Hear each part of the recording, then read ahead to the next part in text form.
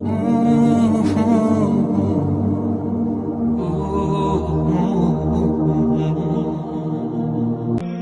معاملات تمہاری پہنچ سے دور نکل جائیں تو اللہ پہ چھوڑ دو، وہ سب کچھ ایسے کرے گا کہ تم کبھی سوچ بھی نہیں سکتے۔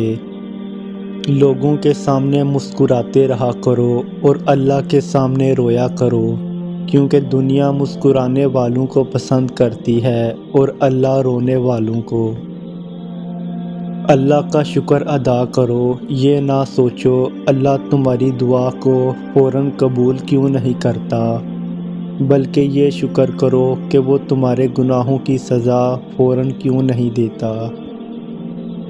جب اللہ کسی کو پسند کرتا ہے تو اس کی پریشانیاں بڑھا دیتا ہے تاکہ اسے اپنے قریب کر سکے۔ اگر کبھی ایسا لگے کہ تم تھک چکے ہو اور دعا مانگنا بھی مشکل لگے تو اللہ کے سامنے صرف ہاتھ پھیلا لیا کرو۔ تمہارے پھیلے ہاتھ اس بات کا ثبوت ہیں کہ تم رب کائنات کے محتاج ہو، اور بے شک میرا رب تو خاموشیوں کو بھی سن لیتا ہے۔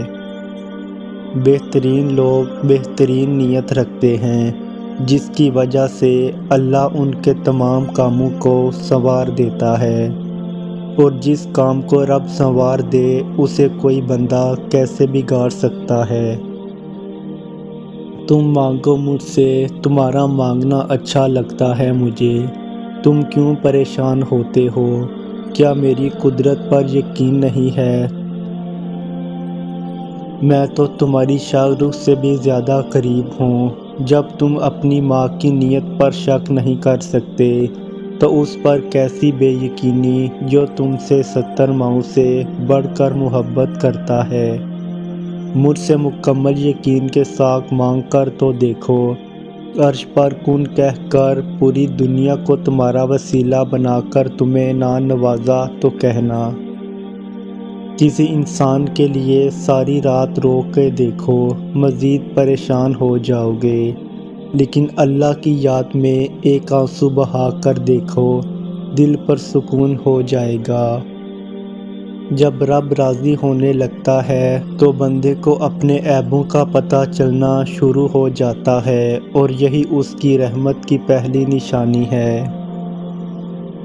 اے اللہ، جو میرے مقدر میں نہیں لکھا اس کی کوشش اور تمنا مجھ میں مبتلا نہ کرنا، اور جو میری تقدیر میں لکھ دیا گیا ہے اسے میرے لیے آسان کر دینا۔ صبر کرنا سیکھ لیں، اللہ سب جانتا ہے، وہ جانتا ہے کہ آپ کب کن وقتوں سے گزرے ہیں، اور اللہ وقت بدل دیتا ہے کیونکہ تبدیلی کائنات کا اصول ہے۔